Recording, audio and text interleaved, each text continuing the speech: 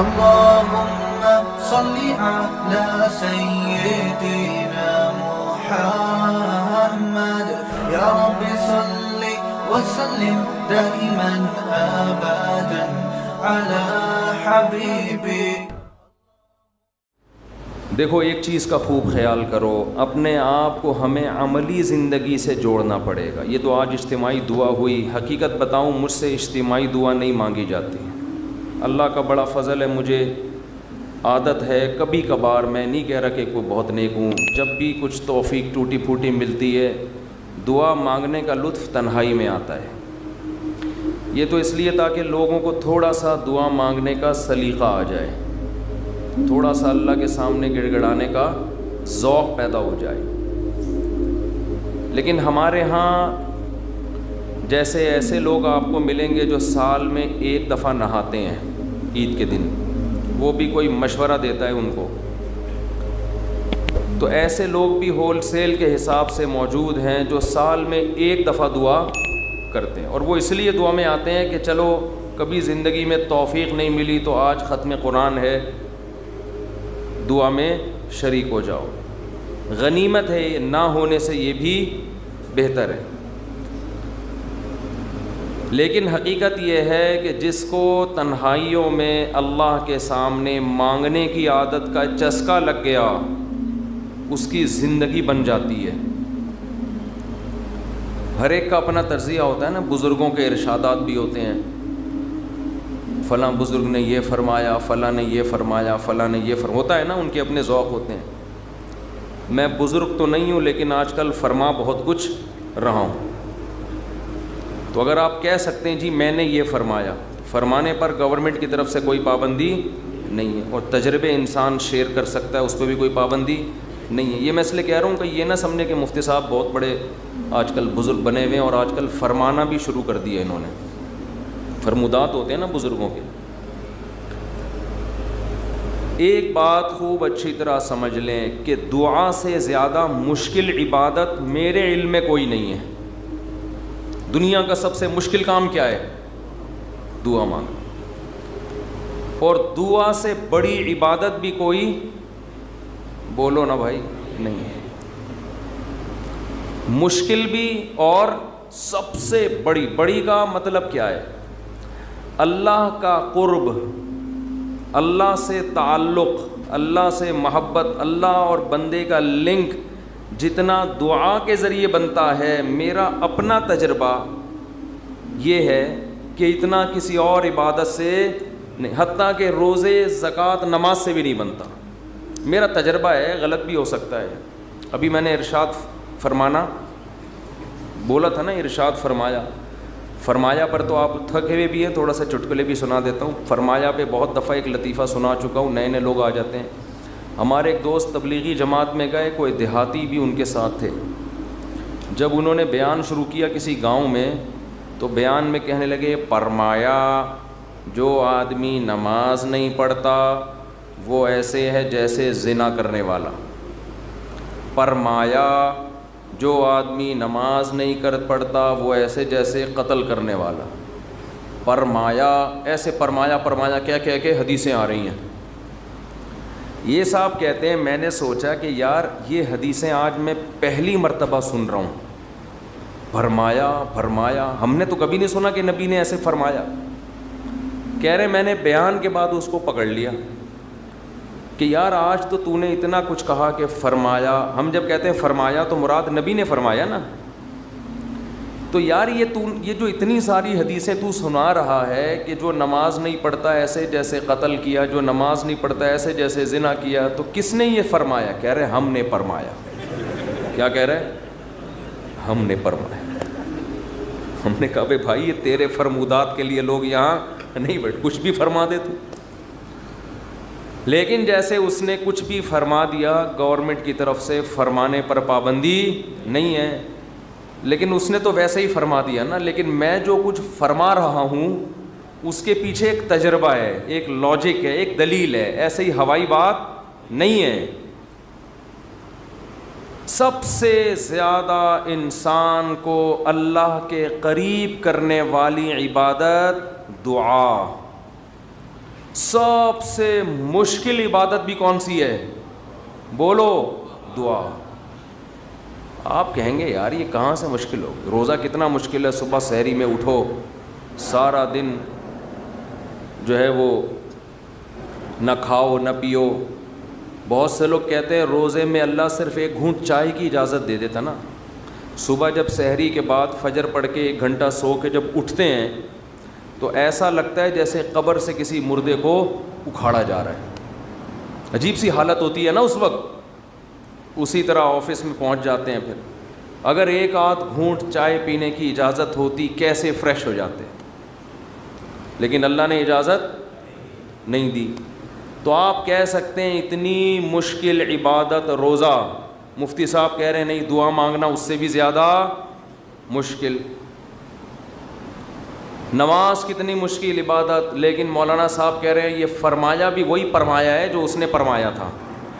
یہ کیا ہو رہا ہے بھائی؟ اس کو دنیا میں سب سے مشکل بات پتہ ہے کیا ہے؟ الفلاحیہ کا اسپیکر ٹھیک ہو جائے، حقیقت یہ کبھی ٹھیک، دیکھو اسٹائل دیکھو، ادھر بھی ڈالا ہوا ہے، ادھر بھی رکھا ہوا ہے، ادھر ایک اور لگا ہوا ہے، پھر بھی بیچارے لگے رہتے ہیں، یہ کہتے ہیں جنات ہیں۔ تو آپ کہہ سکتے ہیں بھائی کیسے مشکل ہے؟ اصل میں دعا، اور ایک اور اشکال ہوگا، آپ کہتے ہیں لوگ تو بہت دعائیں مانگتے رہتے ہیں، کتنی دعائیں مانگتے ہیں نا، صبح و شام دعائیں مارکیٹ میں چل رہی ہیں ہول سیل کے حساب سے۔ اصل میں وہ دعائیں پڑھی جا رہی ہیں، مانگی بولو نہیں۔ دعا پڑھنا بہت آسان ہے۔ یونس علیہ السلام نے مچھلی کے پیٹ میں لا الہ الا انت سبحانک انی کنت من الظالمین کہہ کے دعا پڑھی نہیں تھی، یہ دعا مانگی تھی۔ اور ہم کیا کر رہے ہوتے ہیں؟ پڑھ رہے ہوتے ہیں۔ جتنے مرد یہاں بیٹھے ہیں، جتنی خواتین بیان سن رہی ہیں اوپر، ان سے گزارش ہے کہ اپنے معمولات میں دعا کا اضافہ کریں اور اللہ سے دعا مانگنے کا معمول بنائیں۔ دعا مشکل کیوں ہے یہ میں بتانا چاہ رہا تھا۔ باقی جتنی عبادتیں ہیں ان میں کتنی ٹینشن ہوتی ہے، وضو کرو، پھر چل کے آؤ، صبح سحری میں اٹھو، روزہ رکھو۔ دعا میں تو کچھ بھی نہیں ہے، یوں کرو اور پڑھنا شروع کر دو۔ اصل میں دعا نام ہے دل کے لگنے کا، جذبے کے ساتھ مانگنے کا۔ شیطان انسان کو یہ باور کراتا ہے کہ تو مانگتا ہے ملے گا تجھے کچھ بھی نہیں، اس لیے مانگتا ہے ہی نہیں، پڑھتا ہے۔ کیونکہ جب مانگ رہے ہوتے ہیں نا تو پتہ ہوتا ہے کہ ملنے والا بولو کچھ بھی نہیں، لیکن چونکہ مسلمان ہیں شاید ٹرائی کر کے دیکھتے ہیں، شاید کچھ ہو جائے، تو زبان تھوڑی گھس جائے گی۔ اس جذبے سے جب دعا مانگی جاتی ہے تو وہ دعا نہیں کہلاتی۔ دعا کا مطلب یہ ہوتا ہے کہ میں نے جس کے دربار میں ہاتھ پھیلائے ہیں وہ بڑا جواد اور کریم ہے، اور نبی نے فرمایا اللہ کو اس بات سے شرم اور حیا آتی ہے کہ کوئی اس کے سامنے ہاتھ اٹھائے اور اللہ ان ہاتھوں کو خالی واپس کر دے۔ جیسے علاقے کا سیٹھ ہو، سخی بھی ہو، کوئی بھکاری اس کے پاس آئے اور وہ سیٹھ اسے دھکے دے کے نکال دے تو اسے شرم آئے گی اگر وہ غیرت مند ہوگا۔ تو اللہ سے زیادہ غیرت مند دنیا میں کوئی بھی نہیں ہے۔ تو جن کو یہ احساس ہو جاتا ہے نا کہ جو ہم مانگ رہے ہیں وہ مل رہا ہے، تو آپ سوچو ایک بادشاہ نے آپ کو آفر دے دی کہ یار جو 1 گھنٹے میں جتنا مانگنا ہے مانگ لو، میں سب دے دوں گا، تو آپ سارے کام کاج کو چھوڑ کر کس کو فوکس کرو گے؟ بولو۔ جب تک آپ تھک کے چور نہیں ہو جاؤ گے آپ رٹا لگا کے رکھو گے، مانگتے ہی رہو گے، مانگتے ہی رہو گے۔ آپ کو پتہ ہے سب مل رہا ہے۔ دوبارہ مثال دیتا ہوں، وزیر اعظم آ گئے بھی آپ کے پاس، آپ کے گھر پہ عیادت کے لیے، کورونا میں کوئی کیس چل رہا تھا، ایک مثال دے رہا ہوں، ایسا ہوتا نہیں ہے لیکن فرض ونس اپون اے ٹائم اور اس نے آپ بلکہ بلینک چیک دے دیا آپ کو، کسی IMF نے بلینک چیک دے دیا، جتنے پیسے بولو گے مل جائیں گے. ایسا ہوتا نہیں ہے. مثال دینے پر گورنمنٹ کی طرف سے کوئی پابندی نہیں ہے. تو آپ اس چیک پہ کیا لکھو گے؟ بولو. 5 روپے، 10 روپے، 20 روپے، 30 روپے. وہ کہے کہ ایک ہی دفعہ بھرنے کی اجازت ہے، دوبارہ آپشن. آپ پتہ کیا کرو گے؟ جو اس میں ہندسے جہاں لکھے جاتے ہیں نا، 9 سے شروع کرو گے، وہ بھی چھوٹا سا 9 لکھو گے تاکہ جتنے 9 اس میں گھسیڑے جا سکتے ہیں میں گھسیڑ دوں.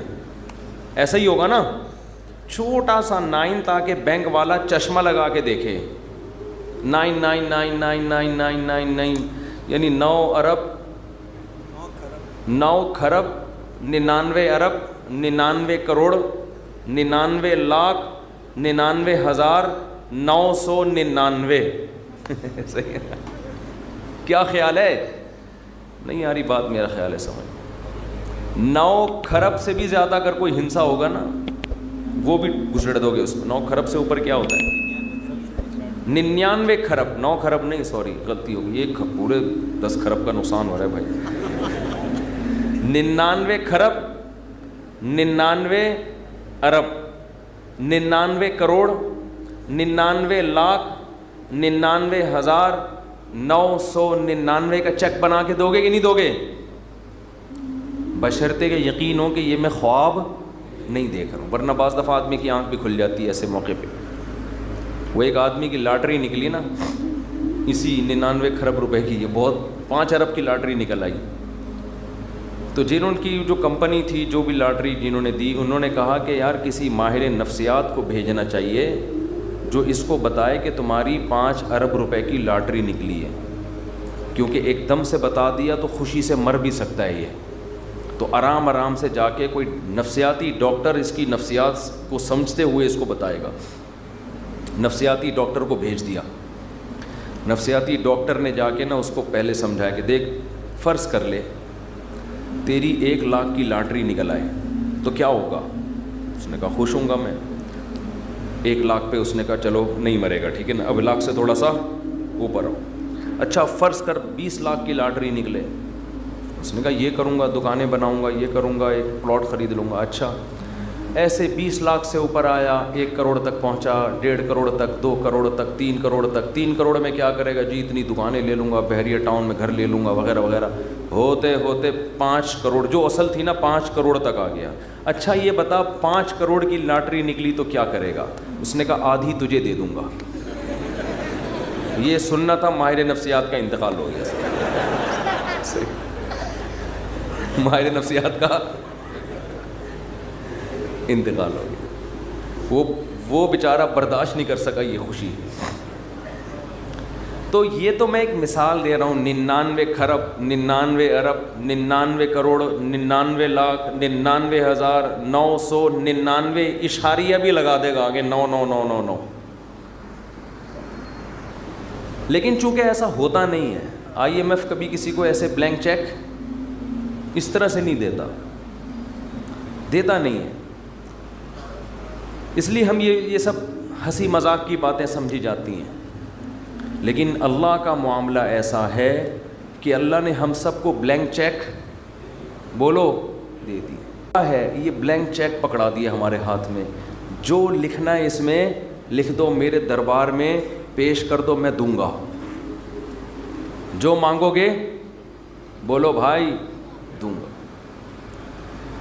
اب جس کو اس پر یقین ہے نا، اس کو جتنا وہ دعا کو فوکس کرتا ہے اتنا کسی اور عبادت کو فوکس نہیں.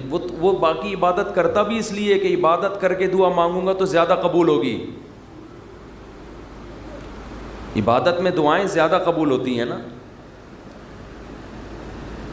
تو یہ شیطان نے دماغ میں یہ ڈال دیا ہے کہ اللہ سنتا ہے دعائیں مگر قبول نہیں کرتا. اور اللہ کہتا ہے میں کرتا ہوں قبول، لیکن جس طرح تو چاہ رہا ہے اس طرح نہیں کروں گا میں قبول. اس طرح کرنا اگر شروع کر دی تو اللہ کا معاملہ ہمیشہ غیب پر ہے. یخشون ربہم بالغیب، جو اللہ سے ڈرتے ہیں بغیر دیکھے، جو اللہ پہ ایمان لاتے ہیں بغیر دیکھے, جنہوں نے جنت پہ یقین کیا بغیر دیکھے, جو جہنم سے ڈرتے ہیں بغیر دیکھے, جنہوں نے عذاب نہیں دیکھا, کیونکہ دیکھ لیں گے تو آزمائش ختم, پھر تو سارے نیک بن جائیں گے, سارے نیک. تو اللہ کہتے ہیں ابھی مانگو, نظر نہیں آئے گا. تو عقل مند لوگ گڑ گڑا کے اللہ سے مانگتے ہیں مانگتے. اور یاد رکھو دعا میں تکبر کبھی مت کرو, تکبر نہیں کرو دعا میں. تکبر کیا ہے کہ اللہ کے سامنے روتے ہوئے شرم آ رہی ہے, یہ بہت بڑا تکبر ہے. دیکھو کسی دنیا دار سیٹھ کے سامنے انسان کو روتے ہوئے بھیک مانگتے ہوئے شرم آ جائے, یہ غیرت کا تقاضا ہے.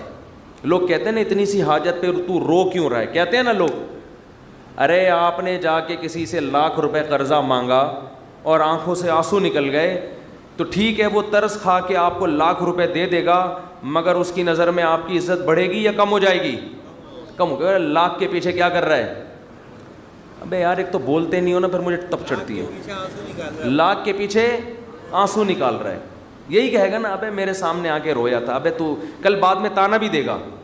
کل آپ جب گاڑیوں میں گھوم رہے ہوگے نا, یہ گاڑیوں سے یاد آیا ایک چھوٹی سی بات وضاحت کر کے میں آگے چلتا ہوں. میری بھی آج کل ویڈیو آ رہی ہیں, وہ ایک ریسنگ کار چلا رہے ہیں مفتی صاحب, اور ریوو میں جا کے اسٹائل سے بیٹھ رہے ہیں, 6 گاڑ ادھر 4 ادھر, ٹھاک ٹھاک چل رہا ہے. یہ ویڈیوز میں نہیں بناتا, نہ میرے چینل پہ اپلوڈ ہوتی ہیں, نہ مجھے یہ شو بازیاں پسند ہیں. یہ زہر لگتی ہیں مجھے یہ شو بازیاں. گاڑی چلانا کوئی برا کام نہیں ہے, چاہے اسپورٹ کار ہو, چاہے سوئمنگ ہو. چاہے سوئمنگ کا تو چلو میں نے خود بنا کے ڈالی تھی ویڈیو, تاکہ لوگوں میں ایک شوق پیدا ہو سوئمنگ کا. گھڑ سواری بھی ہم نے خود اجازت دی. یہ جو گاڑیوں کی گاڑوں واڑوں کی آ رہی ہے نا, یہ لوگوں نے حرکتیں کی ہوئی ہیں, اس کا مجھ سے کوئی تعلق.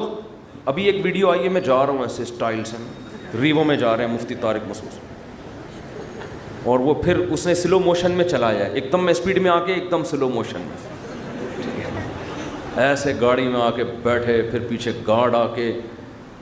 تو دیکھو علماء کی عزت ان کے علم سے, ان کی دینی خدمتوں سے ہوتی ہے. یہ کلاشن کوفوں سے, ریوو اور لینڈ کروزر, یہ چھچور پنے لوگوں کا, یہ چھچور پنا ان چیزوں سے عزت حاصل کرنا.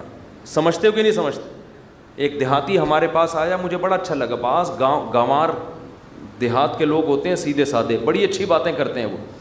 وہ ایک عالم کے پاس گیا, ان کے گارڈ تھے, جیسے ہی گیا تو گارڈ کھڑک کھڑک ایک دم جو ہے نا, وہ عالم اپنی ریوو میں آ کے بیٹھے اور بڑا پروٹوکول کے ساتھ.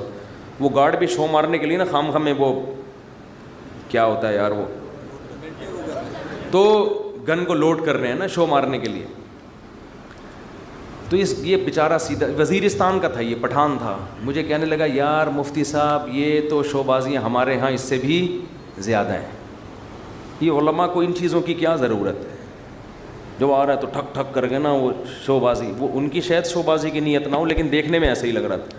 کہہ رہے علماء کی جو ہم عزت کرتے ہیں, ان کے علم, ان کے تقوی, ان کا اللہ سے تعلق, ان کی دینی خدمتوں کی بیس پہ. کہہ رہے یہ ہمارے گاؤں میں یہاں سے زیادہ ہیں. کہہ رہے ہمارے یہاں پوری ریپیٹر ہوتی ہے, مشین گنیں ہوتی ہیں. اس نے کہا بھائی یہ علماء کیا ٹھک ٹھک ٹھک لگا کے رکھی ہوئی ہے. کہہ رہے ہم لوگ علماء کی عزت علم کی وجہ سے کرتے ہیں, ورنہ یہ تو ہمارے ہاں ان سے زیادہ ہیں. حقیقت صحیح بات کی اس نے. یہ جو پروٹوکول اور بڑی بڑی گاڑیاں اور یہ گارڈ اور یہ سب چیزیں تو زرداری صاحب کے ہم سے زیادہ ہیں بھائی یہ پروٹوکول تو. اور یہ جو دنیا دار لوگ ہوتے ہیں ان کے پاس یہ چیزیں زیادہ ہوتی ہیں. تو یہ چیزیں فخر کرنے کے قابل نہیں ہے, ضرورت کی چیزیں ہیں. ضرورت ہے تو رکھو, نہیں ہے تو نہیں رکھو. نعمتیں ہیں اللہ کی طرف سے, کوئی پابندی نہیں ہے. تو یہ جو ویڈیوز میری اس طرح کی آ رہی ہیں, یہ میں نے نہیں بنائی, نہ میں نے کسی کو کھڑا کیا ہوا ہوتا ہے کہ کیمرے سے لے کے میری ویڈیو بناؤ پھر سلو موشن میں لے کے آؤ اس کو. وہ بڑی عجیب اسٹائل میں آئی ہے, جا رہے ہیں جی میں جا رہا ہوں. اور جو گاڑی میں چلا رہا ہوں ضروری نہیں کہ وہ میری ذاتی گاڑی ہو. وہ اسپورٹ کار کا کہہ رہے ہیں مفتی صاحب نے اسپورٹ کاریں بھی رکھی ہوئی ہیں. رکھنا کوئی برا نہیں ہے. مفتی صاحب کو اگر اللہ نے پیسہ دیا ہے, آپ اسپورٹ کار بھی رکھیں, آپ گھوڑا بھی رکھیں اپنے پاس, آپ ریوو بھی رکھیں, آپ لینڈ کروزر رکھیں. نہ اللہ کی طرف سے پابندی, نہ گورنمنٹ کی طرف سے. لیکن میں ویسے ہی ایک بیان دے رہا ہوں کہ ضروری نہیں کہ جس گاڑی کی میں ڈرائیونگ سیٹ پہ بیٹھا ہوں تو وہ گاڑی کس کی ہو, مفتی صاحب کی ذاتی ہو. ضروری نہیں, امکان ہے کہ ہو بھی سکتی ہے, اور یہ بھی ہو سکتا ہے کہ نہ ہو. لیکن یہ جو ویڈیوز بن رہی ہیں کہ اسٹائل میں آ رہے ہیں اور پھر بیٹھ رہے ہیں, یہ مجھے بالکل پسند نہیں ہے. یہ اسٹائل یہ لوگ خود کر لیتے ہیں. اب لوگوں کو روکنا میرے بس میں نہیں ہے. کیونکہ جہاں بھی جا رہے ہیں ہر آدمی کے پاس میں کیمرہ ہوتا ہے, کس کس کو روکے آدمی, ایک پہ پابندی لگاؤ گے دوسرا, اور پھر لوگ اپنے چینلوں کو پروموٹ کرنے کے لیے یہ کام کر رہے ہوتے ہیں. جا رہے ہیں تو وہ پھر بھائی لوگ جب چینل پہ ڈالیں گے تو ان کے ویورز بڑھیں گے. تو میں یہ وضاحتی بیان دے رہا ہوں کہ میں صرف اس ویڈیو کا ذمہ دار ہوں جو میرے 3 چینل ہیں ان میں سے کسی پر اپلوڈ ہے. ایک میرا چینل مفتی طارق مسعود اسپیچز ہے, ایک آس مفتی طارق مسعود ہے, اور ایک چینل کا نام ہے, کیا نام ہے بھائی, طارق مسعود آفیشیل. یہ پتہ نہیں مفتی طارق مسعود آفیشیل, یہ صرف طارق مسعود آفیشیل ہے, یہ پرانا ہے. اور یا فیس بک پہ جو میرا آفیشیل پیج ہے. تو اس کے علاوہ کہیں بھی کچھ آ رہا ہے تو وہ یہ لوگ نہیں نہ سمجھے مولانا صاحب یہ بھی دھندے شروع کر دیے مولانا صاحب نے, اب یہ اسٹائل مارنا صحیح ہے نا شروع کر دیے ہیں کہ وہ یہ ہو رہا ہے. خیر جلدی سے ہم موضوع کی طرف آتے ہیں. تو کیا بات کر رہے تھے یار, جلدی سے دعا کی بات تو چل رہی تھی, لیکن ہاں تو دعا میں اللہ کے سامنے گڑ گڑاتے ہوئے عار محسوس نہ کیا کرو. ایک ٹیکنیکل فالٹ لوگوں میں دیکھتا ہوں میں, جب دعا مانگتے ہیں تو منہ پہ یوں کر لیتے ہیں, یوں کر چھپا دیتے ہیں منہ اپنا. پتہ نہیں لوگوں سے شرم آ رہی ہے آپ کو, کیا ہو رہا ہے یار.